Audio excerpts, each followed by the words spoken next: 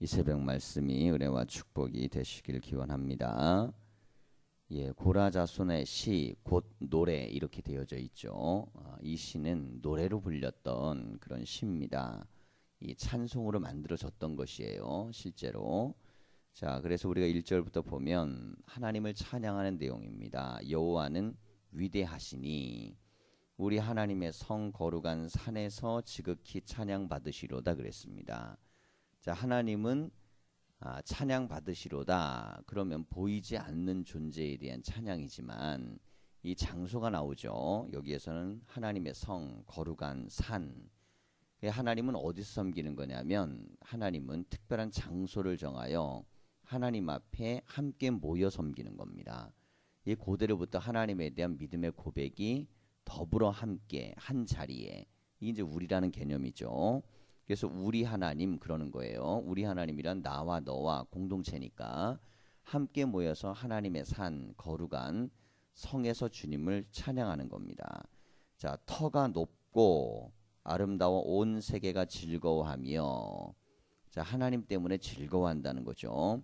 큰 왕의 성 곧 북방에 있는 시온산이 그러하도다 그랬습니다. 자, 이 시온산은 하나님의 산을 이야기하죠.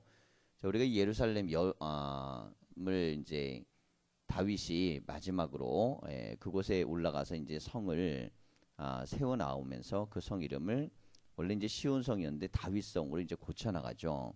이 시온성이라는 것은 하나님을 높였던 성을 이야기합니다.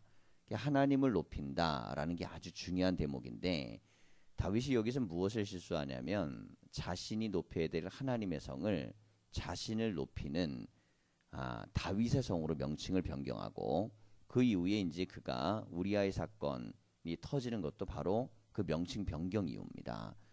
하나님을 높여야 되는데 이 모든 게 나라가 평정이 되고 이제 권력을 잡고 모든 게 다 되니까 잠시 잠깐 그는 자기의 권력에 취해서 결국에는 하나님을 높여야 되는 걸 잊는. 근데 이게 그 후에는 많은 어려움들을 이제 겪게 되는 요인이 돼요.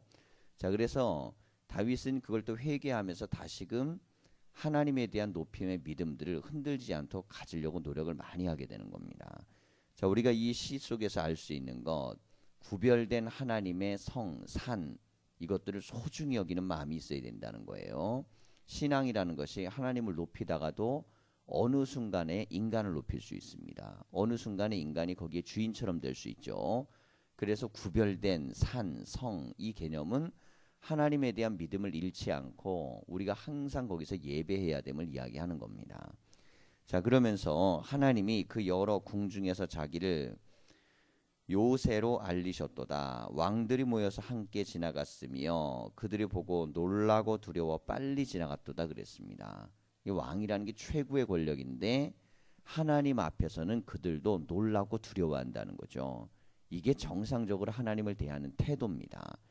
하나님을 대하는 태도는 아무리 강한 권력도 하나님 앞엔 두려워하고 떨어야 된다는 거예요. 자, 그런데 인간이 하나님을 믿지 않고 하나님 믿음이 없어지기 시작하면 그때부터는 하나님의 자리에 자기가 올라갑니다. 하나님이 두렵지가 않은 거예요. 떨리지도 않는 겁니다. 하나님이 두렵고 떨리지 않았을 때 그들은 하나님에 대해서 함부로 말하거나 행동하게 되겠죠. 자, 그런데 여기에서의 말씀은 왕들도 하나님에 대한 믿음이 있으니까 다들 두려워 떨고 빨리 지나갔다는 겁니다. 그들이 보고 놀라고 두려워 빨리 지나갔도다. 거기서 떨림이 그들을 사로잡으니 고통이 해산하는 여인의 고통 같도다. 주께서 동풍으로 다시스의 배를 깨뜨리시도다. 그러니까 하나님께서 마음만 먹으면 그냥 배를 다 부서뜨릴 수 있는 권세가 있다는 겁니다. 늘 우리는 어떤 마음을 가져야 되냐면 인간의 권력이라는 거, 왕의 권력도 하나님 앞엔 떨게 돼 있고 대단해 보이는 이 이제 다시스의 무역선들인데 이게 경제적으로 굉장히 풍요롭고 대단한 번영을 누리고 있는 배들이에요. 근데 하나님 그냥 바라만 하면 이건 무너뜨려 버린다는 거죠. 그러니까 우리가 세상이라는 게 아무리 대단해 보여도요, 하나님 앞에는 별 볼 일 없는 존재라는 겁니다. 이거를 노래로 가리켰고 그들이 노래를 불렀습니다. 근데 인간이 하나님이 안 보이면 자신이 어마어마하게 대단하다고 오만에 빠지게 돼서 결국은 거기에서 이제 타락하고 무너지는 거죠. 우리가 아담과 하와가 언제 타락했느냐? 하나님이 계시지 않을 때 그랬습니다. 자, 하나님께서 동산에 거니시다 그러잖아요. 그 다음에 이게 타락하기 전에는 하나님이 보이지도 들리지도 않았던 거예요. 누구의 소리만 들렸느냐? 뱀의 간교한 소리만 들린 겁니다. 근데 이 뱀의 간교한 소리가 자극한 게 뭐냐면 오만을 자극한 거예요. 인간이 하나님처럼 높아지고자 하는 마음, 이 오만하고 교만한 마음을 갖다가 사탄이 자극을 하니까 그때는 하나님이 보이지도 들리지도 않다가 범죄를 하고 나선 깜짝 놀랍니다. 그리고 나서 부끄러움을 느끼면서 어떻게 생각하냐면 하나님에게서 숨어버리죠. 자, 이게 두 번째 현상이에요. 하나님 앞에서 범죄하고 나서는 하나님께 가까이 가는 게 아닙니다. 도망을 치는 거예요. 피해 보려고 피한 거죠. 그게 어디로 피했느냐? 결국엔 그냥 하나님이 만든 동산에 피한 거예요. 이 말씀은 인간이 아무리 피하려고 해도 못 피한다는 겁니다. 하나님 만든 동산에서 어떻게 피하겠어요? 그리고 하나님의 음성도 피할 수가 없어요. 하나님이 동산을 거니시면 묻잖아요. 아담아 내가 어디 있느냐 이렇게 묻습니다. 자, 이 존재에 대한 물음, 네가 어디 있느냐라는 음성이 들릴 때가 있다는 거죠. 이게 하나님이 지금 안 보인다고, 하나님 소리가 지금 안 들린다고, 보이지 않거나 들리지 않는 게 아닌데, 그런데 아담은 보이지 않고 들리지 않으니까, 그러니까 결국 자기 오만에 빠져 타락한 이야기가 바로 이 창조 이야기입니다. 이 창세기 이야기는 그래서 이야기 구조로 되어져 있지만 그 안에는 수많은 하나님과 인간과의 관계를 설명하는 그런 내용들을 담고 있어요. 그 중에 하나가 뭐냐면 하나님에 대한 믿음이 약해지면 인간은 자기가 하나님 자리에 올라가려고 그런다는 거죠. 이렇게 돼서 그 오만과 교만 때문에 결국은 그것이 자기를 무너뜨려 버리는 겁니다. 이게 약속을 어기게 만들어요. 언약을, 하나님의 언약. 자, 그러면서 8절을 보면 우리가 들은 대로 만군의 여호와의 성 우리 하나님의 성에서 보았나니 하나님이 이를 영원히 견고하게 하시리로다 그랬습니다. 자, 여기 보면 듣고 보는 게 나오잖아요. 듣고 보는 거. 아담과 하와는 하나님의 음성을 그 순간 못 들었습니다. 그리고 하나님을 그때 못 봤어요. 그러니까 못 듣고 못 보면 그러면 타락하는 거고, 보고 들으면 하나님을 찬양하는 겁니다. 하나님에 대한 위대한 소리를 계속 들으면 하나님에 대한 소리 때문에 믿음을 유지할 수 있겠죠. 그 은혜는요, 들려야 은혜 받는 겁니다. 들리면 은혜 받고 그걸 믿음을 유지할 수 있는데 어느 순간부터 말씀이 은혜롭지 않다. 그러면 그때부터는 내 오만이 하늘을 찌르게 돼 있고 그 대가는 내가 돌려받는 겁니다.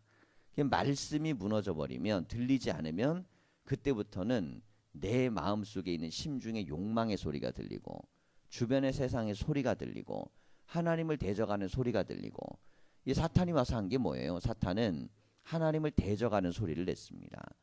자, 우리 주변에는 하나님을 대적하는 수많은 소리들이 있어요. 근데 이 소리가 하나님의 말씀보다 더 잘 들린다면 그건 틈이 벌어지는 겁니다. 자, 그런데 나에게 하나님의 소리가 더 크게 들리고 있다면 그는 하나님께 가까이 가고 있는 거예요. 그러니까 하나님의 소리는 두 가지로 들립니다. 하나는 무엇이냐면 밖에서 들려오는 거고, 하나는 내 안에서 들려오는 거예요.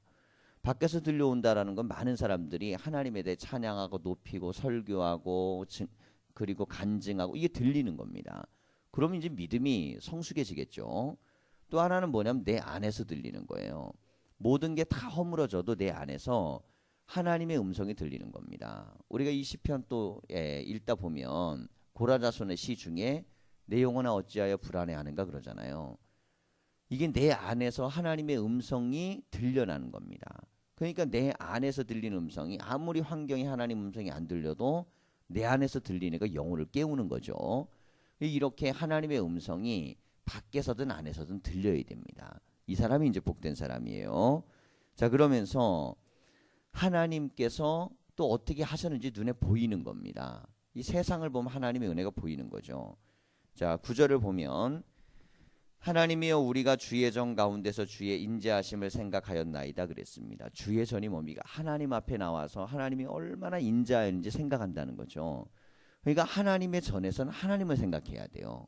자, 주의 전에 나왔는데 하나님의 인자하심과 은혜와 자비와 긍휼과 이게 생각이 안 들고 하나님의 전에 대한 생각 말고 인간의 생각이 든다. 이 또한 에덴 동산에서 하나님의 음성을 듣지 못한 아담과 하와와 같은 겁니다. 우리는 늘 주의 전에서 주의 인자하심, 하나님의 은혜로우심, 하나님의 넓으심, 이것들이 우리에게 들려야 되고 보여야 됩니다. 이게 이제 은혜죠. 그렇게 생각하였나이다 그랬습니다. 그렇게 생각하라는 거예요. 계속. 우리가 믿음을 가졌다라는 건 생각할 줄 아는 겁니다. 그럼 뭔 생각할 거냐? 교회에 와서 하나님의 전에서, 하나님의 집에서는 하나님 생각하는 겁니다. 하나님 집에서는. 하나님 집에 왔는데 하나님 생각이 아니고 인간 생각을 하고 있으면 그건 사회생활하는 거죠. 교회 생활이 아닙니다. 교회도 물론 사람이 모이니까 사회의 한 현상이 나타나지만 그래도 교회는 특별히 하나님이 함께 계신 생각을 해야 돼요. 하나님이 함께 계신 생각이 교회에 맞아서 안 된다면 세상 나가서 되겠습니까? 안 되는 거죠. 근데 하나님에 대한 생각을 어떻게 하는 거랬어요? 인자하심에 대해서 생각하였나이다 그랬습니다. 자, 그러면서 10절을 보면 하나님이여 주의 이름과 같이 찬송도 땅끝까지 미쳤으며 주의 오른손에는 정의가 충만하였나이다 그럽니다. 자, 찬송이 땅끝까지 미치는 건 누가 하는 거겠어요? 우리가 부르는 찬송이 땅끝까지 퍼진다는 겁니다. 하나님을 찬양하는 소리는 나로부터 우리로부터 시작하는데 성산 그리고 거룩한 성에서 울려 퍼지겠죠. 예배가 은혜가 되면 이 소리는 세상을 향해 흘러간다는 거예요. 우리가 하나님 앞에 나올 때 드려지는 예배는 형식적으로 의무적으로가 아니라 진정으로 감사함으로 믿음으로 하나님 전에 진정한 예배를 드리는 믿음이 땅끝까지 퍼지기를 원하는 그런 마음이 있는 겁니다. 자, 그런데 하나님의 손에 뭐가 있어요? 정의가 충만하다 그랬잖아요. 하나님은 오르시거든요. 하나님의 오르심이 가득하다는 겁니다. 주의 심판으로 말미암아 시온산은 기뻐하고 유다의 딸들은 즐거워할지어다. 이 심판은 양면성이라 그랬습니다. 심판 받아야 될 사람에게 멸망이지만 구원 받아야 될 사람에게 구원이에요.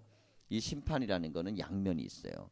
근데 지금 이 시온산에 있는 사람들은 어떻게 합니까? 기뻐하는 거예요. 하나님의 전에 있는 사람, 예배하는 사람, 그리고 유다의 딸들. 이 유다의 딸들은 하나님을 높이는 여인들이죠. 그들은 즐거워할지어다 그랬습니다. 심판인데 왜 즐겁겠어요? 심판은 구원이기 때문에 그렇습니다. 이 핵심적으로 가장 강렬한 메시지가 요한계시록이에요. 요한계시록은 심판의 책입니다. 근데 성도들은요 즐거운 거예요. 그 환상의 이야기를 들으면서. 요한이 환상을 본 것을 이 밤모삼이 유배되어져 있던 죄수들에게 알려주는 게 계시록 이야기거든요. 그러면 우리가 이제 영화 그 요한계시록이 영화로 나와 있어요. 그러면 요한이 나이가 지긋해갖고 유배가 돼 있습니다. 근데 연세가 많으니까 노동도 못해요. 그런데 이 수많은 유다인들 중에서 특별히 그리스도인들 혹은 유다인이 아니더라도 이방인 중에 그리스도인들 이들이 와가지고 핍박을 받아갖고 유배돼가지고 막 노동의 현장에서 뭐 그런 거 있잖아요. 북한에서 그 노동소에서 막 이렇게 노동하는 것처럼 그들이 쇠고랑 차고 막 노동하고 힘들어하고 고통스러워하고 막 괴로워합니다. 근데 그 가운데 요한이 그 사람들에게 환상 이야기를 하는 거예요. 근데 환상 이야기가 어떻게 돼 있습니까? 환상을 보고 며칠 있다 또 보고 또 보고 또 보고 또 보고 그러잖아요. 그러니까 이게 무슨 드라마 연속극 같은 거예요.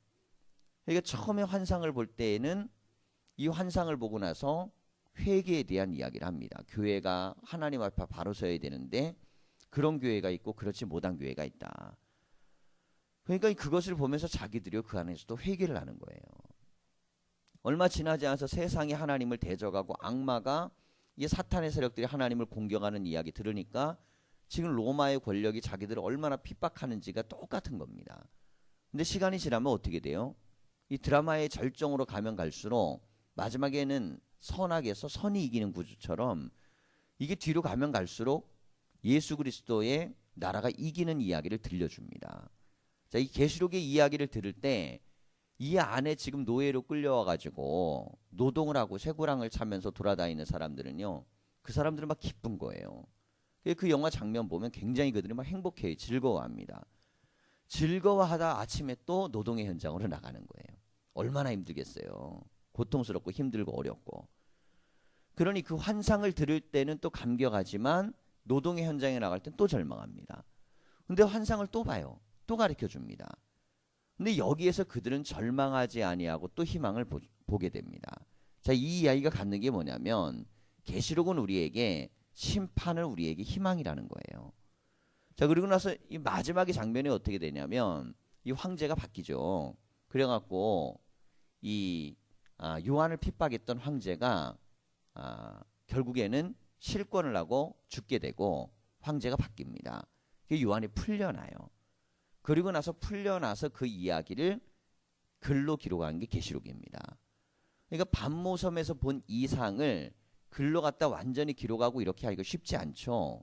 거기서 노역하러 들어간 상황에서 어떻게 쉽겠어요.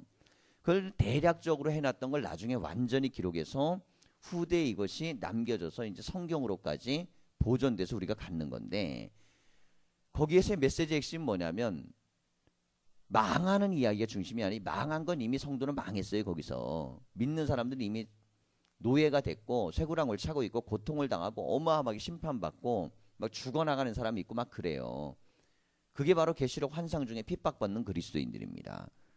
근데 결국에는 심판 때문에 구원을 받는 거예요. 누가 심판받습니까? 예. 이 악녀가 심판을 받는 거죠. 이세벨이 심판을 받는 거고 사탄의 권세가 심판을 받는 거고. 근데 정말 그렇게 이루어집니다. 이게 뭐냐면 요한과 반모섬에 있던 유배된 사람들이 모두가 다 풀려납니다. 이 계시록이 성취된 거예요. 사실은 요한계시록은 언제 성취된 거냐면 반모섬에 유배됐던 그리스도인들이 풀려나올 때 성취된 겁니다. 근데 마지막에 대한 환상, 우리가 이제 마지막 환상을 보면 새하늘과 새 땅을 이 땅에 하나님이 창조하시잖아요. 하나님이 새하늘과 새 땅을 이 땅에, 하늘이 땅에 내려옵니다. 아예. 우리가 계시록 배웠잖아요. 하늘로 우리가 올라가서 거룩한 성도가 되어 죽으면, 근데 마지막 때는 하나님이 세상을 온전하기 위해서 하늘에 있는 걸 땅으로 내립니다. 그게 새하늘과 새 땅이 됩니다. 그게 새하늘과 새 땅의 통치자는 누구예요? 이제는 더 이상 악의 세력은 통치 못하죠. 정의로우신 하나님이 이 땅을 다스리니까 성도는 어떻게 하겠어요? 당연히 기쁘죠. 막 열광을 하는 거예요. 그 이야기가 바로 이 계시록의 메시지가 지금 있는 이 시편의 메시지와 동일한 구조를 갖고 있습니다. 그래서 심판은 우리에게 뭐냐? 심판은 우리에게 구원입니다. 그러니까 우리는 어떻게 살아야 돼요? 심판받지 않을 만한 그리스도인으로 살아야 됩니다. 그게 우리에게 삶에 중요한 거예요. 심판받지 않으려면 우리는 회개하고 살아야 되고 변화돼 살아야 되고 하나님 존전의 예배자로 살아야 됩니다. 그들은 심판받을 때 즐거운 사람이 되는 거고 반대편에 있는 사람들은 심판받을 때 고통스러운 사람이 되는 거예요. 그것이 이제 불못이고 유황입니다. 불못과 유황이라는 게 뭐겠어요? 인간이 당할 수 있는 고통 중에 가장 고통스러운 게 뭐냐면 태워 죽이는 건데, 이게 어떻게 죽이냐면 막 바글바글 끓는 그런 유황 같은 데다가 사람을 넣어서 죽이는 형벌이 있었습니다. 이게 얼마나 잔인한 형벌이에요. 근데 인간의 형벌 중에 가장 무서운 형벌은 사실 십자가입니다. 십자가는 사람을 매달아 가지고 그 피와 물이 다 빠져 갖고 죽을 때까지 기다리는 거거든요. 이거 어마어마한 거잖아요. 근데 이 십자가보다 사실은 유황불의 형벌은 더욱더 잔인한 건데 이건 빨리 끝나요. 유황불이. 그래서 유황불의 장점은 뭐냐면 빨리 죽는다는 겁니다. 들어가자마자 죽어버리니까. 그래서 더 잔인한 건 사실 십자가인데 이 유황불이 계시록에서는 가장 잔인합니다. 왜냐하면 들어가서 영원히 죽질 않아요. 그러니 얼마나 잔인합니까? 십자가는 오래 죽이고 잔인하게 죽이기 위해서 만든 건데 십자가는 6시간, 7시간에도 죽어요. 2, 3일에 죽는 시간도 있지만. 근데 유황불이라는 것은 들어가자마자 죽는 건데 이건 하나님의 심판이 꺼지지 않는 불못에 들어가서 영원히 죽지 않는다 그러니까 이 악이 얼마나 잔인하게 죽임을 당하고 심판을 당하는지 보여주는 게 바로 또 말씀이에요. 그러니까 악은 하나님의 심판의 대상이요. 하나님의 백성 구원의 대상이니까 우리는 언제나 하나님 편에, 정의 편에, 하나님의 뜻 편에 서야 됩니다. 우리가 믿음으로 서 있다는 게 얼마나 복인지 몰라요. 믿음으로 서 있다라는 것은 우리가 기뻐하는, 마지막 심판 때 기뻐하는 자가 되는 겁니다. 자, 너희는 시온을 돌면서 그것을 둘러보고 그 망대들을 세어보라. 그의 성벽을 자세히 보고 그의 궁전을 살펴서 후대에 전하라. 이 하나님은 영원히 우리 하나님이시니 그가 우리를 죽을 때까지 인도하시리로다 그랬습니다. 하나님은 죽을 때까지 우리를 인도하시는 거예요. 자, 구약에는 네세론이 없습니다. 네세론이. 구약엔 네세론이 없어요. 신약에 넘어와서만 네세론이 있습니다. 구약엔 네세론이 없어요. 그럼 무엇만 있냐면 현세에 대한 축복론만 있습니다. 이게 가장 큰 축복이 뭐냐? 현세에 받는 축복이에요. 현세에 받는 축복은 자식이 잘 되고 땅을 넓히고 그렇겠죠. 자자손손 복을 받는 내용입니다. 그리고 죽을 때까지 복을 받는 게 구약의 복이에요. 구약의 복은 살아있는 동안의 복입니다. 근데 신약에서의 복은 뭐예요? 죽어도 천국 가는 게 복입니다. 이게 구약에서 신약은 점진적으로 복에 대한 영역이 확대되게 돼 있어요. 구약에서는 현실에 대한 이야기라면 신약에서는 고난과 핍박과 환난과 어려움이 있어도 그거 복이라는 거예요. 원래 구약에서는 그게 복이 아니에요. 그거는 하나님이 주는 심판의 영역이었습니다. 그런데 예수님이 그러죠. 의를 위하여 핍박을 받는 자는 복이다 그랬습니다. 그리고 환난을 당해도 너희들이 염려하지 말아라. 왜냐하면 하나님이 영원한 생명의 면류관을 너희에게 줄 것이기 때문이다. 자, 왜 이렇게 되냐면 신약 시기에는 고난받을 때예요. 고난받을 때. 고난받을 때 이 고난이 쉽게 안 끝나요. 그때는 가장 큰 희망은 뭐냐면 고난조차도 복이라는 믿음을 갖고 하나님의 영원한 생명의 나라를 바라보는 게 복입니다. 그래서 신약 성경에서는 내세가 굉장히 중요합니다. 죽더라도 우리는 부활한다. 우리는 영원한 하나님 나라 간다. 계시록에서는 우리는 천국에 올라가서 흰 옷을 입고 있는다. 핍박식이니까. 그런데 이 구약 시기에서 나라가 건강하고 그리고 거기서 평안하고 그럴 때는 이 땅에서 사는 것도 중요하잖아요. 그러니까 땅에서 장수하리라, 잘 되리라, 복을 누리리라. 이게 그렇게 중요합니다. 이게 우리 신구약을 다 읽어야 돼요. 우린 현실에서도 복돼야 되고 죽어서도 영생에 이르러야 됩니다. 이 두 가지가 다 복이라는 거죠. 그래서 현재 땅에서도 하나님이 은혜의 땅이 되려면 우리는 믿음과 말씀 가운데 거해서 이 땅이 복돼야 되고 그리고 죽어서도 영원한 생명에 거하려면 이 땅에서 믿음을 잘 지켜서 하나님 나라에 잘 갈 수 있는 믿음을 지켜야 되는 겁니다. 이게 바로 구약의 약속과 신약의 약속이 두 가지가 우리에게 다 중요한 약속이에요. 구약의 약속은 이 땅에서 하나님이 보장된 약속입니다. 구약의 약속은 하늘에서 약속 없어요. 전부 다 땅에서 약속입니다. 근데 신약의 약속은 거의 다 하늘에서의 약속입니다. 하나님의 자녀로 영원한 생명으로 영생이 뭐예요? 죽은 다음에도 생명이잖아요. 천국으로 그리고 하나님의 품으로 생명의 면류관으로 이게 새로운 약속이에요. 그 약속이라는 게 어떻게 돼요? 바뀌어서 변화되는 게 아니라 점점 좋아지는 겁니다. 하나님의 약속은 우리에게 확장되고 좋아졌어요. 자, 이게 바로 우리에게 주시는 은혜인데 우리가 죽을 때까지 하나님이 우리를 인도해 주시는 게 축복입니다. 그래서 우린 하나님이 죽을 때까지 날 인도하려면 어떻게 해야 돼요? 오늘 말씀으로는 하나님의 전에 거해야 됩니다. 하나님의 전에서는 하나님의 인자하심을 찬송해야 되는 거예요. 그래서 예배라는 건 위대한 일입니다. 예배란 세상을 복주는 아주 중요한 장치예요. 그래서 우리 때문에 세상이 복을 받는 거예요. 왜냐하면 예배하는 자 때문에 하나님이 우리를 복주시려면 세상도 더불어 줘야 됩니다. 왜냐하면 우리가 세상의 구조 속에 살아가기 때문에 나만 혼자 복받고 그렇지 않은 사람은 복받지 않고 이렇게 될 수가 없어요. 농사를 자지려면 비가 믿는 사람 집에만 올 수는 없잖아요. 다 같이 내릴 수밖에 없는 거예요. 햇빛이 비치고 바람이 불어도 모두에게 다 같이 오는 겁니다. 그러니까 하나님을 믿는 백성 때문에 그렇지 않은 사람들도 뭘 누려요? 복을 누리는 거예요. 복을. 우리는 늘 이런 자부심이 있어야 돼요. 우리 때문에 이 민족과 나라가 살고 우리 믿는 사람들의 예배 때문에 지역이 사는 거고 믿는 사람 때문에 가정이 살고 가문이 사는 걸 알아야 됩니다. 하나님이 누구 때문에 복을 주세요? 주의 전에서 주의 인자하심을 찬양하는 자. 언제까지? 죽을 때까지 그러신다는 겁니다. 우리가 믿음으로 이 고백들을 잘 붙드셔서 예배가 세상을 움직이는 은혜의 통로요. 축복이요. 우리가 늘 예배를 사모하시고 예배 가운데 임재하신 하나님 은혜가 항상 있기를 간절히 축원합니다. 기도하겠습니다.